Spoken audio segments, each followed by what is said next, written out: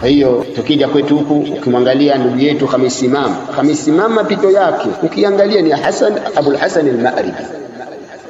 Yani ndio maana anaweza kusema kwamba huyu bwana manhaji yake kidawa ni kisururi. Yani huyu bwana manhaji yake ni siruri. Ndio maana tunatahadharisha watu. Sasa hivi tunatahadharisha kabisa wazi kwamba watu huyu mtu asimsikilize. Yani watadhurika.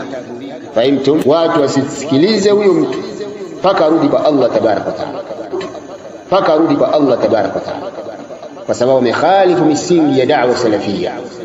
Ana alwala walbara adhayiq, kitu ambacho alikuwa nacho wakina Abul Hasan al-Ma'ribi na wengineo katika hizbiyin, alwala walbara adhayiq.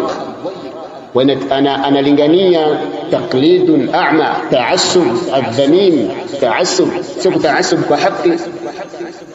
Sasa watu kama hawa ambao wanapita mapito ambayo ya watu waliopinda, fahamtumeka, baadaye mtu anageuka anakuja kwa sababu hakuna haja. Mtu amelinganiwa na tunaona anaharibu misingi ya dawa mingi katika dawa ya haki, na watu kila wanaozidi kumfuata watu wanazidi kupotoka.